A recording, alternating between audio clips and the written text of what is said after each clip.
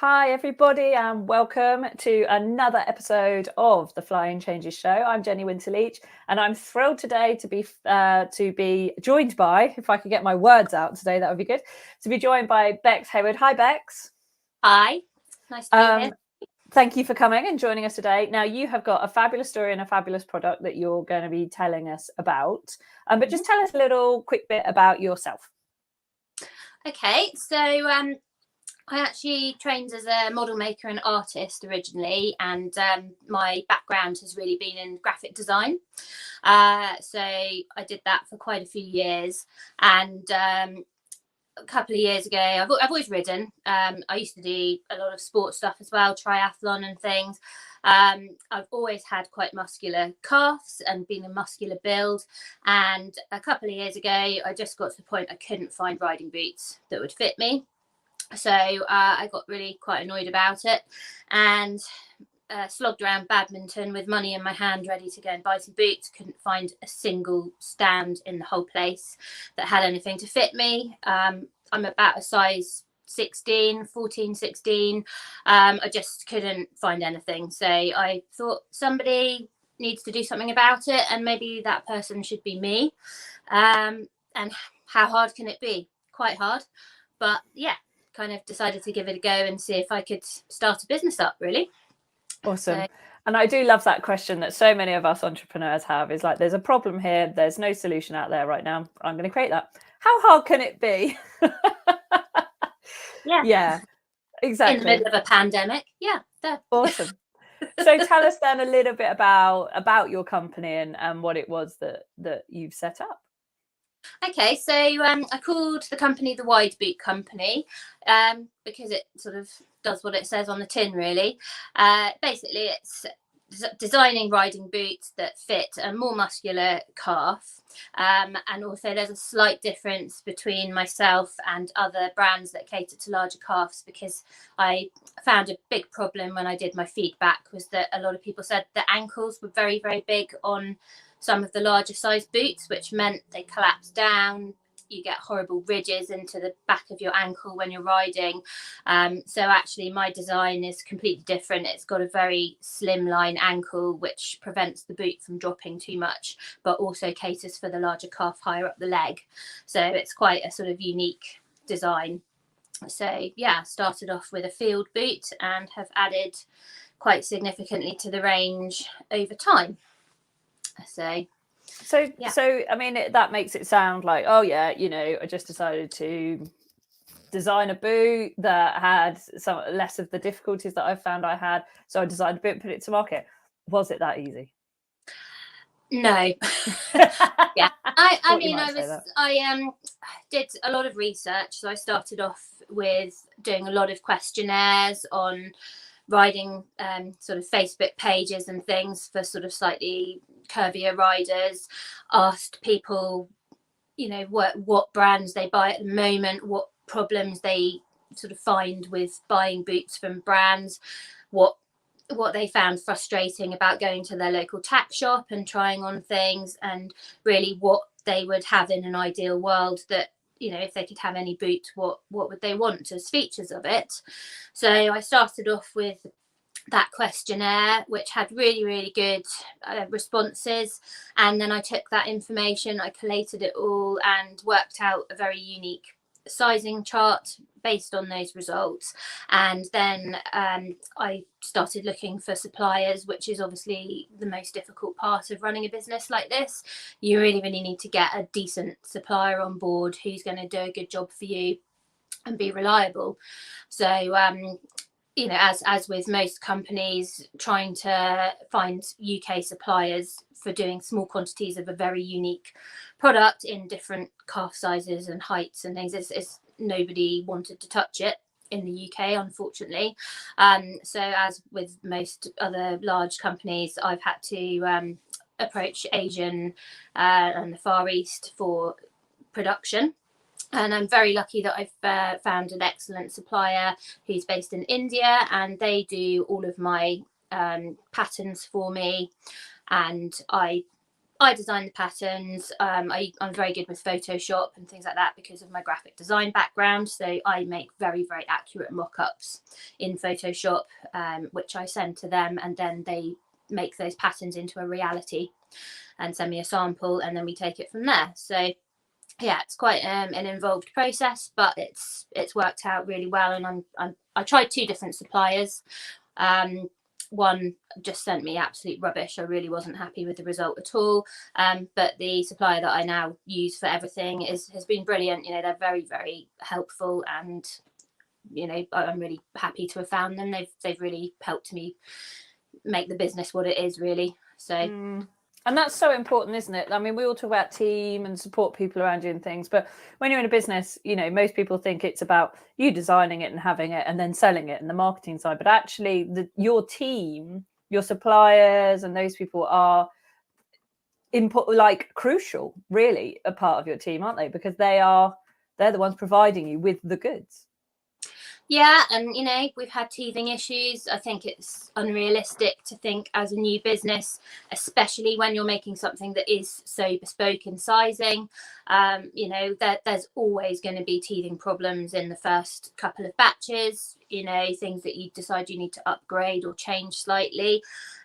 So, you know, over the last few batches that we've done, there have been some changes, but you know, my supplier is great and is always very happy to listen to the feedback, and you know, they really pride themselves on offering a quality product and actually get very upset if anything does go wrong. So you know, I'm really lucky that they take it so seriously, because the other supplier that I tried with the samples initially, they just couldn't have cared less when I said, well, you know, you've sent me boots that are made in pleather, not real leather. You know, they needed to be real leather, and you've sent me plastic. You know, there were so many things that were wrong with them, and they weren't interested really. And I thought, well, you know, you can't work with a supplier like that, especially first off when they're trying to impress you. They can't even be bothered to get it right, you know, the first time. So yeah, you know, it's difficult. So clearly suppliers is like one of your key things. I mean, you've got to get that right, haven't you? That is your product, isn't it? What other challenges do you think there were in starting up the business? Because how long have you been going now? So yeah, pretty much 2 years now. Because I'm just off to camp with my horse shortly, and my first samples actually arrived 2 years ago when I was at camp. My friend very kindly went and picked them up, and because I was so excited to see them and obviously get some feedback from my friends at camp as well. So yeah, that was 2 years ago in a week or so that the samples arrived. Obviously I'd done the research and the designing for a couple of months before that. So yeah, and then really the company officially launched at the Beta trade show in January 2020, which went fantastically for me, and I had so much good feedback. I won an award there for the best innovative design, so it went really well, and I had lots of people lined up wanting to place orders for their retail shops. And then COVID lockdown came in, and it just completely flattened everything from that point on, really, unfortunately. So yeah, it really, I kind of launched just as COVID, you know, came along and caused issues. So would you say that was probably one of your biggest challenges that you had to overcome then, or have there been others? No, that has really been the absolute killer. You know, it just caused so many problems. And as a new business, nobody knew who I was.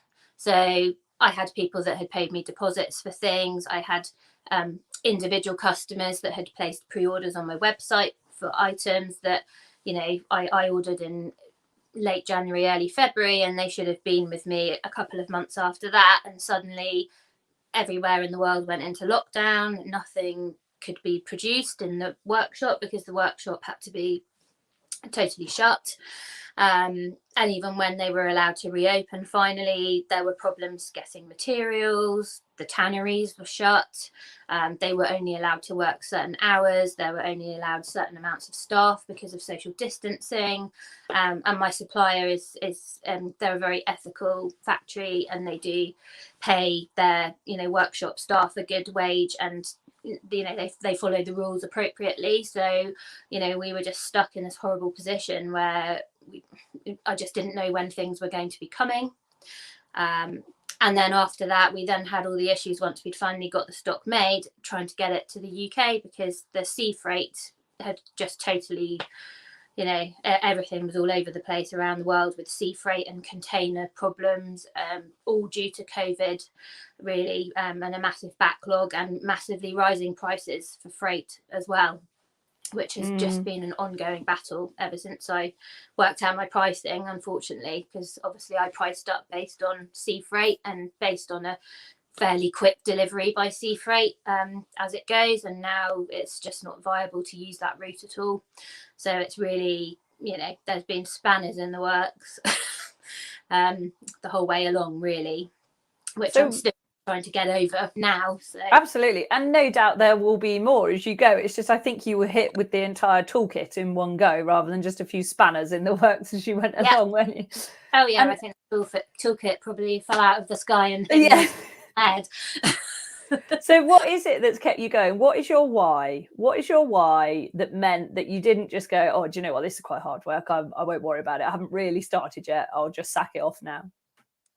Yeah, I mean, there's nothing like the joy when a sample turns up and you open the box and you think, oh, you know, it is exactly how I had it in my head, and you try it on and wear it and ride in it a few times and you think, you know, this is perfect, this is exactly what I had in mind, and then you show it to your followers on your pages and they get excited because they've never had the opportunity to buy something like that before. So, you know, it's a really positive sort of situation to be able to bring that to other riders that have been so frustrated themselves. And then also the feedback that I get from my customers, you know, because 2 years into the business, I hardly pay myself a wage from it still because of all the issues we had over lockdown. And so for me, it's at the moment, it's really not a financial thing. You know, I can see it will be in the future, but at the moment, I'm effectively working for nothing.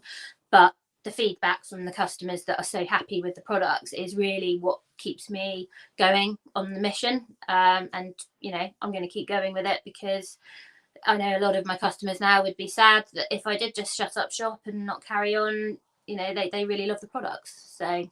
And that's the really cool thing when you're something that's totally unique, is that you get real fans, don't you? You get people that just absolutely love what you do, and there is no one else that does what you do the way that you do it. You know, whether there is or not is relevant. That's what they feel, isn't it? And what's that like for you to have that kind of feedback? Yeah, I mean, it can make or break a week for me. You know, I mean, like I say, there's been so many issues with the production and stuff. It can be really depressing a lot of the time. But then when that email or message drops into your messenger box and someone's like, oh, my boots arrived,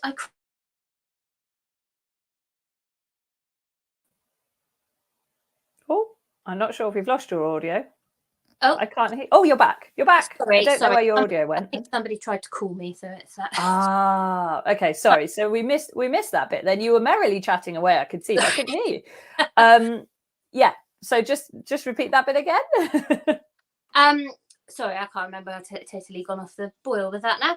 Absolutely fine. You were talking about sorry. feedback. So when you get those messages in your inbox that come in and somebody, you know, they literally say, oh, I cried when I zipped them up and they actually fitted. It's really quite an emotional thing for a lot of my customers because they've had some really horrible experiences. Some of them going into shops and trying on every single option and nothing fitting. And some of my customers are actually only about a size 10 or 12 and, you know, they still can't get boots to fit them because they're muscular in the leg or whatever. It can be really quite, you know, a horrible experience for them. So when you get those emails into your inbox saying how much you've made somebody's day, week, year, they're just so happy to have those boots. That's what it's all about for me, really. I just really want to help people like myself to, you know, have something nice to wear because nobody wants to go to a horse show and have to wear a certain set of kit and then stick out like a sore thumb because you've got boots that don't suit properly or you're having to ride in chaps because you have got no other option. You know, so it does actually mean a lot to people when they've put all that work in with their horse to get to somewhere, and then they can't actually get the kit, and they don't want to be forking out, you know, £500 plus for bespoke, you know, made to measure boots. I just wanted to bring something to the market that was achievable for the average rider, you know, in a price range that the average everyday rider could you know, feasibly afford. So I hope I've done that.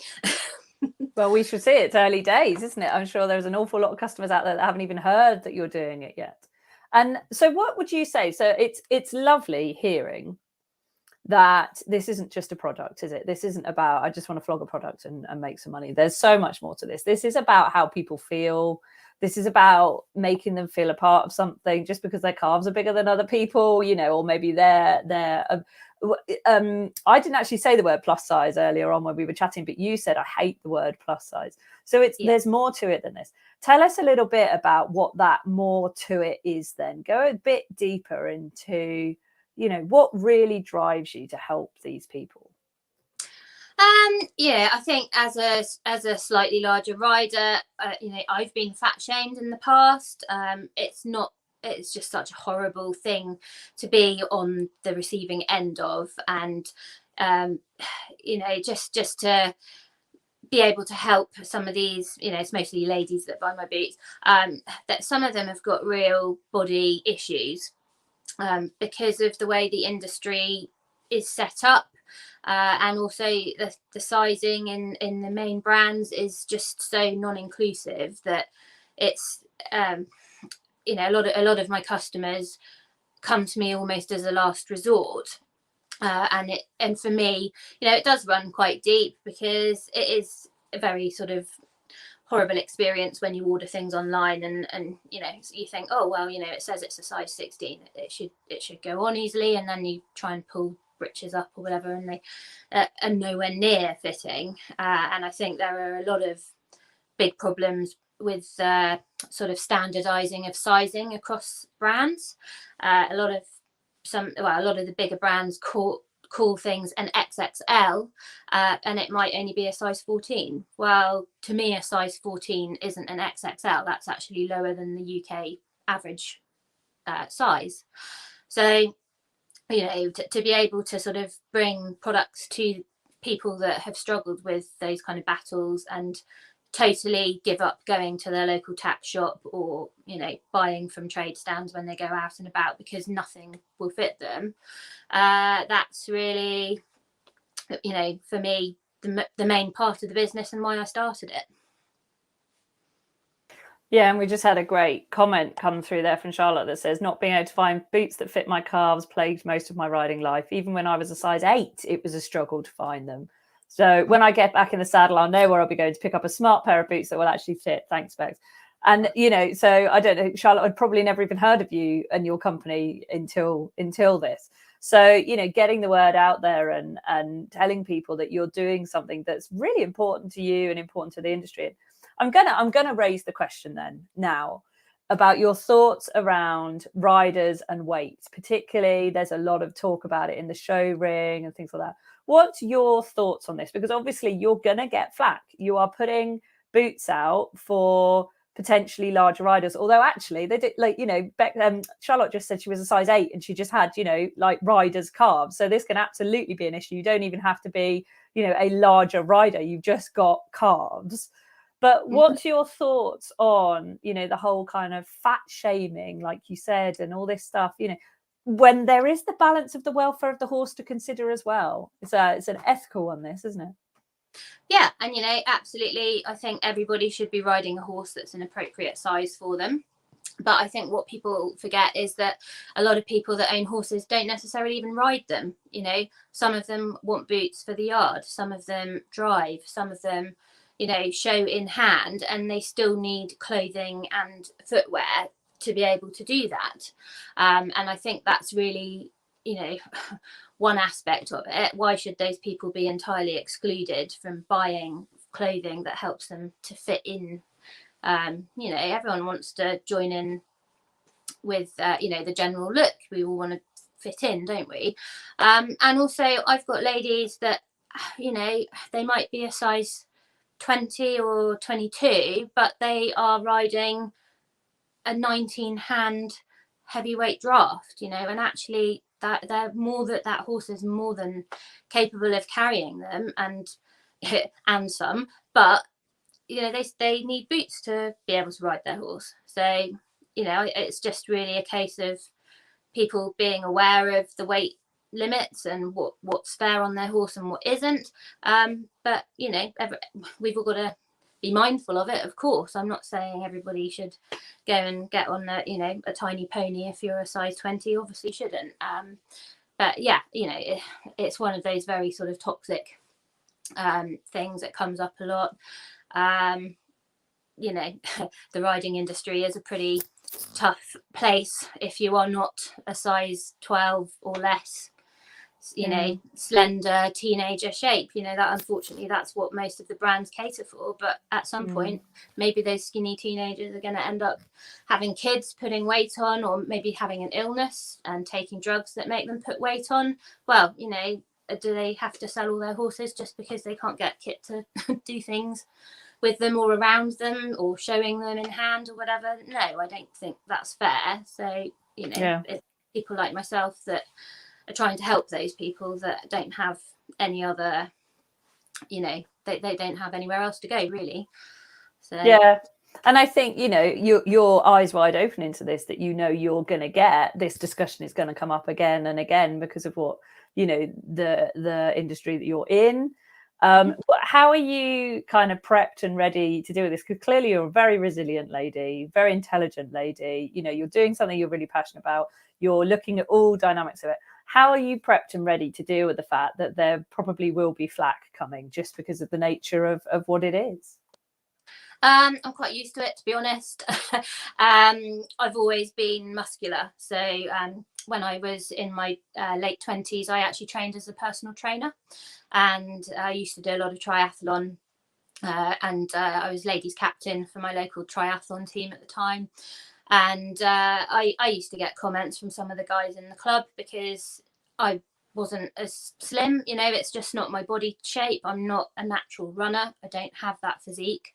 And I had a trainer at my personal training qualification course that I did, and he, you know, it was really interesting learning about body types and what naturally genetically, you know, some people fit one shape and some people fit another shape, and I am a particular shape called an ectomorph. And as my personal training coach said, your natural physique is for weightlifting, shot put, you know, sort of weight carrying activities. That's your natural build, that's what you're good at. You're not ever going to be an athletic runner because you can't change your natural genetic shape. So, you know, I've always been aware of that. And I did a half Ironman. You know, it's not like I was lazy and sat around eating and, you know, but I still never was below a size 12, and I was still a relatively big weight because I'm just a muscular person. And there are many other people like me that ride bikes or swim or have done sports from a young age that build up muscle. And, you know, obviously riding builds up muscle. And muscle does weigh. So, you know, let's look at rugby players. They're not fat, but they're very heavy because they carry a lot of muscle. So if you're one of those people that falls into that genetic body shape, you know, it's all very well people saying, oh, you should diet or this or that, but actually sometimes it's not as easy as that. So. And I think it's fabulous that you've got that background in sports, in, you know, in health and fitness, that you understand bodies and that you understand riders, and you really get that, because I think that's going to be so useful for you going forward. As I don't want to use the word ammunition, that sounds like you're fighting a fight, but, you know, that will help you to answer it just so eloquently like you did there. You know, because that's what people need to hear, that's what people need to understand. And I think it's so heartwarming for people, because I have friends that are in exactly the same situation. They are muscular, they've got thighs, they've got calves, you know, they want to ride horses, they're not skinny and thin, but actually they're healthy, they are really healthy, they are perfectly capable of doing what they want to do, they do sports, they ride, and actually because of their sports is why they can't find the kit, not they don't need to lose weight. That's not the point. And I think hearing you say that is so good. And I hope this gets shared around for people to hear and listen, because weight is not about health. You can have skinny people who are very unhealthy as well, can't you? It works the other way too. It's just in our industry, it's easier for them to find kit that fits. Although you say that, but I know some very skinny people who have problems with it because they have the opposite issue. But yeah. I've been asked a lot about that as well. Yeah, and that is on the cards for the future. Super. So you're going to have I don't even want to call it normal, because there's no normal. Maybe it's average. Maybe it's average size stuff is perhaps catered for, but not the things that fall outside of that average range. Yeah. I have a relative who works in one of the main big brands, actually, who gave me some advice before I started up and actually told me, you're mad.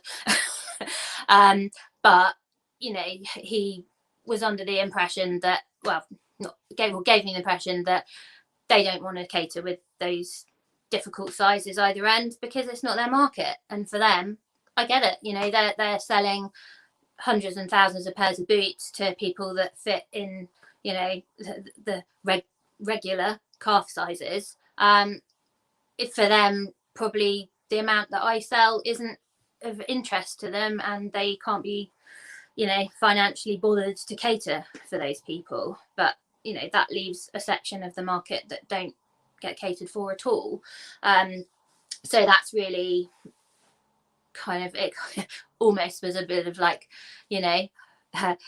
fire waving at me to make me think, well, I'm going to do it then. I prove everybody wrong, because I'm quite stubborn. Yeah. And I think that's brilliant, though, because what he basically said to you is there's a market here. It's just we're not going to fill it. We don't want to. Here, it's open. It's not going to, you say it's not going to make you millions. But if there are enough people out there that want it and you're producing a good product, then why not? Because he's clearly said there's a market for it. We just don't want to do it. Great. That's where the entrepreneur comes in, isn't it? Yeah. And there is the whole body image thing. I think a lot of these sort of kind of brands that people collect the different colors of, and they actually don't want larger people in their marketing. It just seems like they are only interested in having that sort of very stereotypical shape for their marketing stuff. That's fine, if that's what they want to cater for. It's a shame that they don't feel the need to cater for either end of the spectrum, either side of that. Yes, it leaves those people out, unfortunately. But yeah, there's other companies like myself that are starting up and trying to sort of cater for those people that are missed out. So on that note, then, talking about assumptions and averages, norms, regulars, whatever all of that stuff means, what is something that people wrongly assume about you all the time that actually is not the case? Gosh, that's a bit of a difficult one.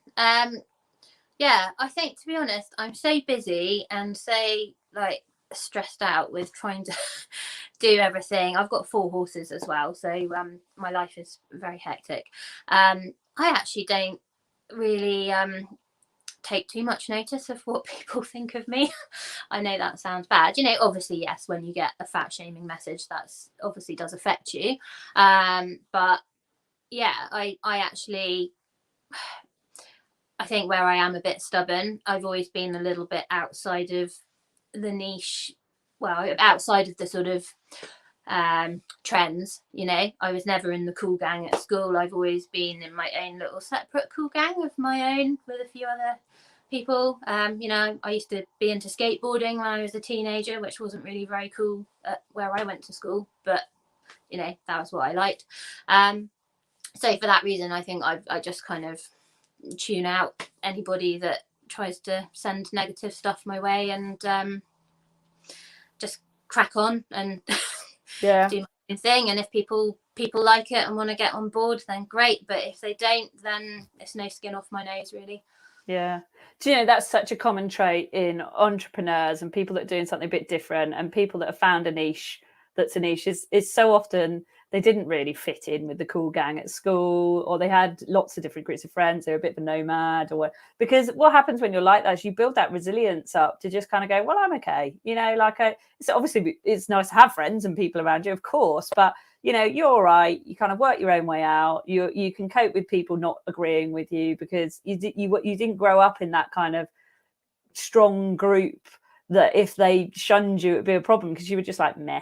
And that's a really, really common in loads of entrepreneurs and people like yourself that are trying to do something different for other people that have probably been exactly the same situations as well. Mm-hmm. Yeah, and I traveled a lot from a young age. So I went and went out to Argentina to play polo when I was in my just after I finished my degree, and I went and worked as a polo groom in New Zealand, and just literally got on a plane to start a job with somebody I didn't know on the other side of the world. Why not? You're only young once, and it was the time to do it. And yeah, I've always been quite resilient in terms of just moving around, settling in different places, and like you say, having kind of like a slightly nomadic friend group that I've got friends all over the place. I mean, none of my best friends are local to me. I see them once or twice a year if I'm lucky. Some live abroad, but that's fine. I'm happy with that. I'm not a social butterfly. I have a handful of very, very good friends that I see regularly, and I'm happy with that. Yeah. And those are my friends that have been supportive in the down times of the business, when I've been like, crying because stuff is stuck in transit on the other side of the world. And like before Christmas in 2020, I had stuff that was meant to have been delivered and people were wanting it for Christmas presents, and the amount of pressure as one person, having people constantly emailing you, when's it going to be? And you can't give them the answers. There was just no way to be able to say to people, I can guarantee it's going to be here, because I couldn't. Well, as it happened, things turned up literally 5-6 days before Christmas. So I had a horrible couple of days, literally just packing, wrapping, labeling stuff. My dad came and helped me, bless him. He's 82. It was just like an all hands on board, try and sort the situation out. And so much of the business has been like that because of the issues with COVID. And so, yeah, you just do what you got to do and keep going. Keep going. Yeah. And so in order to dig deep, keep going. And I mean, we're talking at the beginning here, like, every business has teething problems when it starts up, but there aren't many businesses that have teething problems and COVID and Brexit and all the other things going on at the same time, which affect you in so many different ways. So what's your really big why then? So we know why you do it for other people, and why it's important for you to help people that haven't got the opportunity to have the lovely things and stuff, but it's got to be bigger than that. For you to have gone through what you've gone through and still kept going and not sacked it off at the very beginning when it's the easiest time to do it, what's your real mission? What's it really all about for you? Because I just see such potential in the business, actually, for all the teething problems, and I had stock that turned up that wasn't made correctly, which was due to the limited staffing that they were allowed in, and people having to cross work on different aspects of the boot making that they might not normally do that part of the job, and just things turned up that weren't great. It's caused me massive financial issues, but I see that actually the products that do work and I have kept selling, there is a need for it. People want it, and yeah, if I can get over all these financial issues that were caused by COVID, I've got a good business. Yeah, and I think it's a very solid business, and no doubt you've got lots of thoughts and ideas and ways to grow it and things to do and things going forward as well. So yeah, we know a little bit about you, what made you, what drives you, what the business is about, how you overcome challenge. There is always in people's lives, particularly entrepreneurs, people or situations that have inspired you. So who would you say, if there's a particular person or type of people or a situation or something that's really inspired you to keep going, who would you say that is? That is a tricky question. No, actually, I think one of the people that really inspires me a lot is actually my brand ambassador. So I've got a lady called Rachel who goes under the name Ray the Goth on YouTube. She does some absolutely amazing vlogs. Yeah, she's a slightly larger rider. She rides a cob who's more than capable of carrying her. And honestly, the flack she gets from some people is just horrendous. Online bullying, absolutely awful. But again, she gets messages from people that she's inspired and have, that she does brilliant product reviews, shows people what the products look like on a larger body, because that's half the problem, that you can maybe look in a catalogue and say, oh, well, they do it in an XXL or whatever, and it might fit me, but they don't ever have pictures or videos of people actually wearing them. So she puts herself out there, and despite some of the horrible comments she gets, she keeps going, keeps promoting herself and the products that she likes, and she's just a really lovely girl as well. So yeah, she's very inspirational, I would say. Awesome. Yeah, I've seen and followed her and thought, God, I think it's incredible that she is clearly going to come across so much horrible stuff out there, and she keeps going. And I think we need people like that out there that just, I call it Teflon up. Like, she's not doing anything to harm anyone. She's not harming her horse. Her horse is very well cared for, very well kept, capable, like you say. Yeah. So she's not, if you're harming anyone or anything, then fair enough. Maybe you need to know about that, but she's not. And so she's got the Teflon coating on. She's got the, well, do you know what? You can say that's probably your issue and not mine. And that ability to just keep going, keep doing what she's doing, and keep putting it out there publicly. I think a lot of people need to see that a lot of the time, that actually that resilience is often behind the scenes. People tick away and they go and they're resilient behind the scenes. But to have someone so overtly resilient in front of everyone is a real inspiration, I think, to a lot of people. Yeah, and it's one of the things I find very difficult, because she's an absolutely brilliant brand ambassador, and I don't think I'm ever going to find anyone else as good as her, because the content she puts out is just so professional.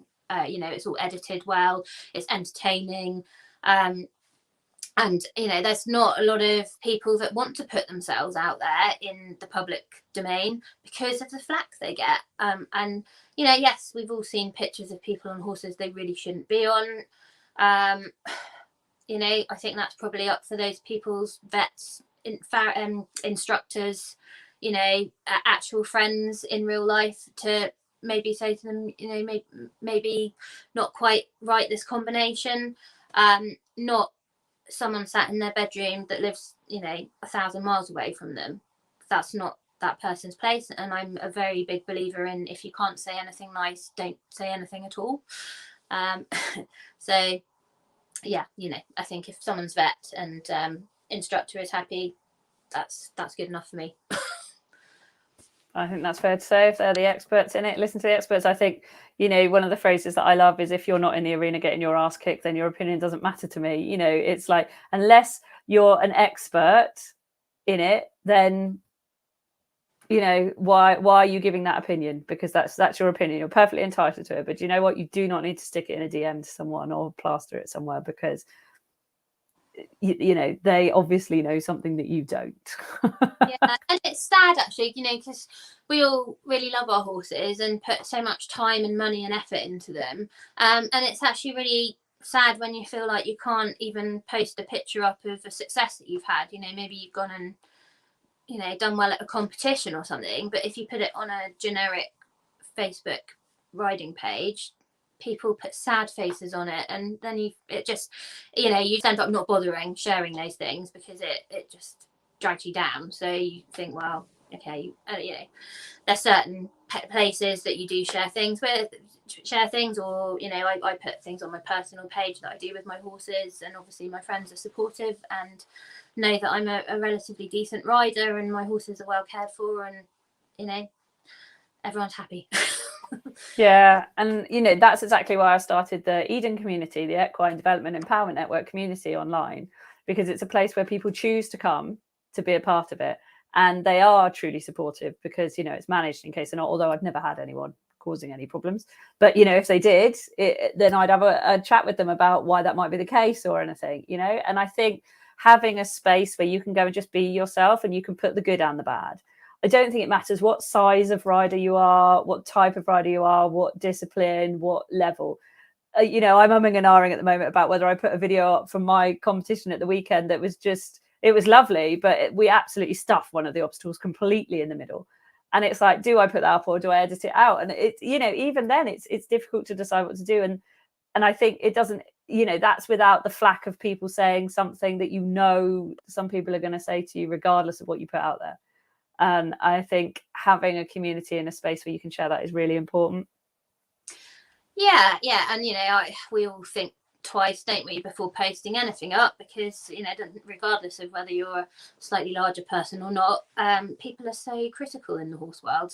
You know, oh, she's riding it on too short a rein. Oh, it's behind the vertical. Oh, it's above the bit. You know, oh, there's all we've all been there. There's always an expert out there who's willing to tell you what you're doing wrong, and it's sad, really, that it is in some ways quite a toxic community.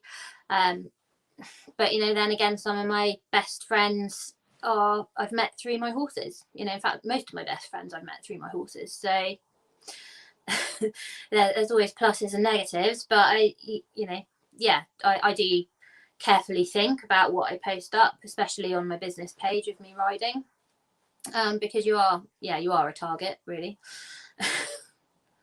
Yeah, absolutely. I mean, you know, it happens, doesn't it? Look at the Olympics, the flack people are giving people at the Olympics. You think, oh, for goodness sake, you know, you have no idea what it's like to be a rider at that level. How can you possibly comment from your sofa when you might jump around 80 centimetre, you know, eventing course or something like you can't. That's quite impressive to me.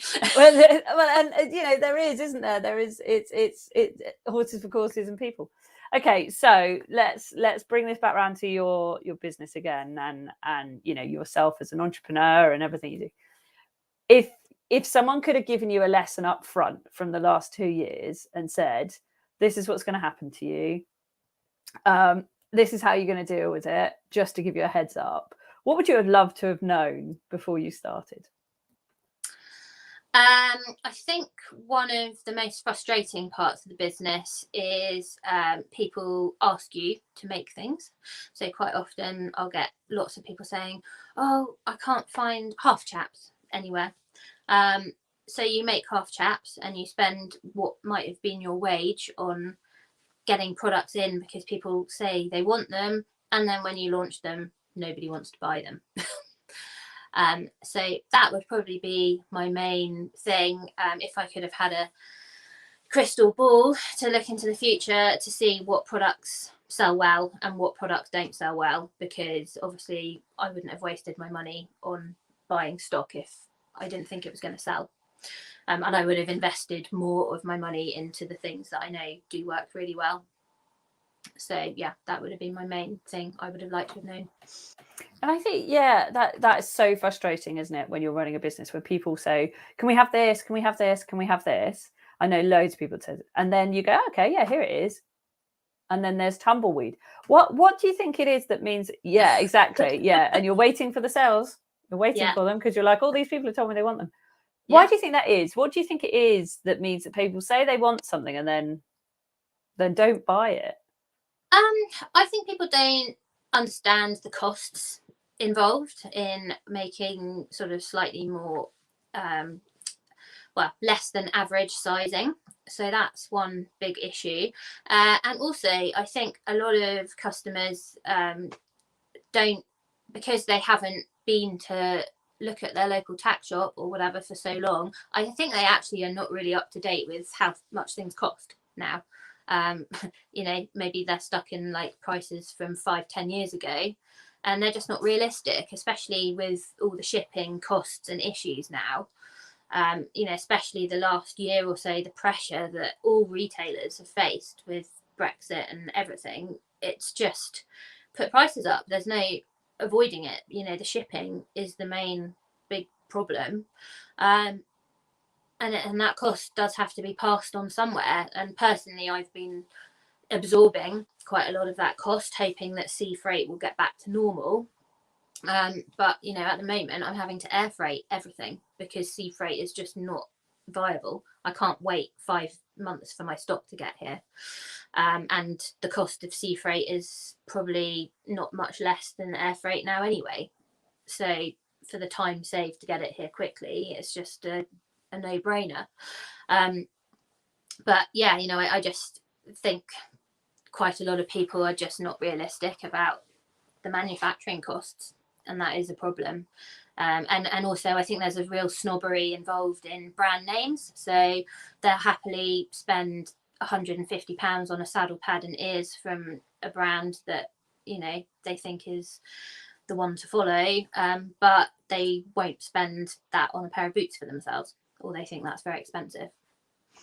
So yeah, I think you're right. But I think once you've built that brand and you get going, people then understand the value that you give. You've got the testimonials. People realize you're unique. They realize it's good quality. I think that's the difficult thing to start off with, isn't it? That people don't know what the quality is going to be like. And it takes some time for people to have it over a period of time and go, they're still going. They're brilliant. I really love them. For that to then be the case, which of course is fun for you guys as manufacturers, because you know you want to be selling boots, but you also want them to be good quality, so you don't want them to deliberately break after a few years. But we all know obsolescence is built into certain items in life, particularly these things. So yeah. Okay, let's have a look then as a little future question. Where do you see yourself in 5 years' time? So at the moment I'm sort of cutting down the amount of products I'm offering so that I can focus on the ones that I know are selling well. I've just got a 2-tone brown boot that I'm launching, that will be available to pre-order soon. So I just want to be able to offer more sort of different colour ranges, maybe limited editions and special editions, because people like to maybe have different colours to wear with different outfits, and you know, have a choice, because so many of my customers have had no choice, or if they're lucky they might have been able to find a black field boot that fits them, and that's about as good as it gets. You know, and we've all seen lovely dressage boots with mock croc tops and things, and I'm sure my customers would love to be involved in things like that as well. So yeah, that's where I would like to take the business. Be able to get, you know, some different designs out for the riding boots, and different formats of them, really, so that people can treat themselves every couple of years to an upgraded pair of something a bit different. Awesome. I love that. Okay, so if you could sum up your business and what you do in 4 sentences, what I'll give you a moment there to have a quick think about 4 sentences. Give me a heads up on this one. Yeah, I should have given you that one. Yeah. 4 sentences. It's not 4 words, you've got 4 sentences. So if you could sum up your business in 4 sentences, or like a short paragraph, what would it be? So bringing quality items to the market would be one of them. Catering for a niche section of society who have been pretty much neglected before. Innovative design. And I think the last one would be keeping products comfortable and wearable. You know, that's probably the main one, because I think we've all probably bought boots or shoes in the past that are so uncomfortable that, yeah, they look lovely, but you don't actually end up wearing them because they give you blisters. And you know, that's definitely one of my main things for the business. I really like my products to be comfortable and wearable. That's, you know, it's important as a horse rider, and if you're out at your yard every day doing stuff, you want to be doing it in comfort, not staggering around with your circulation cut off or blisters.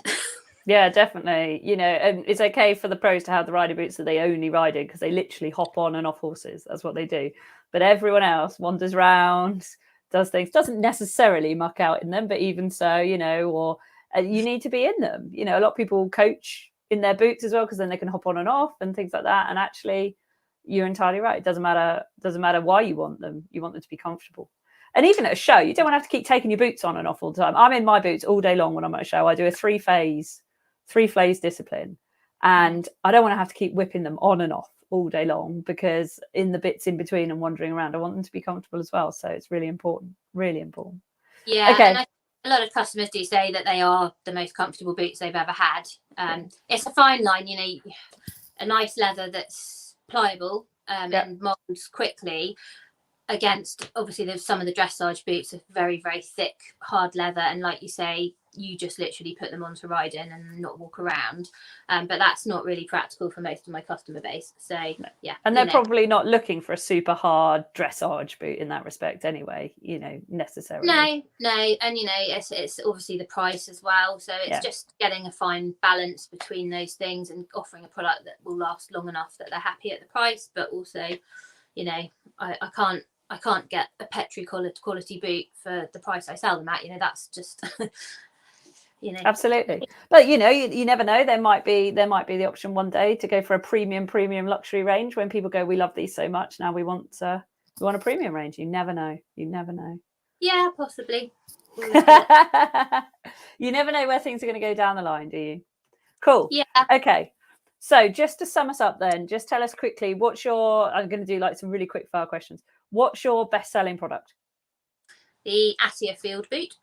Okay. And that's a field boot, so a riding boot with the lacing?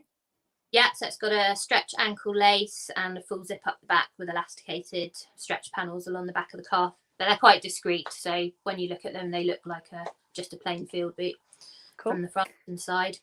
Nice. Okay. What's your favourite product? I do love those because they're named after my thoroughbred, who just had her first foal as well. So, they were my very first boot I launched. So obviously they've got a big place in my heart for that reason. But other than that, I think the Pippin lace-up dressage boot is a really beautiful boot. And if you're into your dressage, then they give that really nice look that everybody likes, the sort of crisscross laces all the way up, and and they're very comfortable as well. So yeah. Cool. Okay, if you could choose any colour to do a boot in for yourself, what would it be? I do like my brown boots, I have to say. Yeah, brown is always a nice option. Doesn't always go with everything clothing wise, but yeah, it's quite traditional. So cool. And where's the funniest place you've ever worn a pair of your boots? Ooh, funniest place. I haven't really had that many opportunities to wear them out because of lockdown.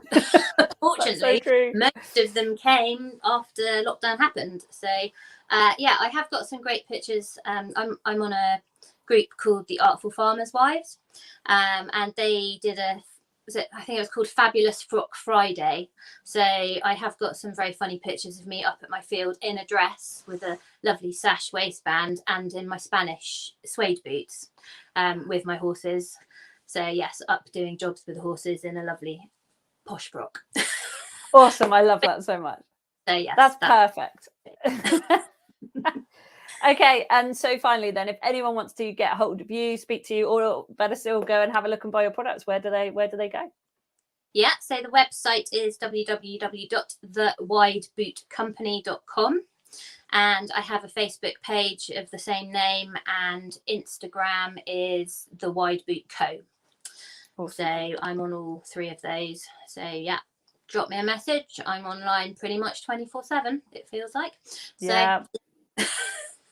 Awesome. Well, thank you so much, Bex. It's been an absolute pleasure talking to you and hearing about your passion and everything that you've been through. And I'm sure this will help a lot of people to hear about your products as well that need them, but also inspire others who are perhaps thinking there's maybe a niche that they want to go into, but they're a bit worried about, what's going to happen or what people are going to think. And hopefully, I think you've certainly inspired me to kind of keep going regardless, no matter what, even when the flack is coming, just kind of head into it ready.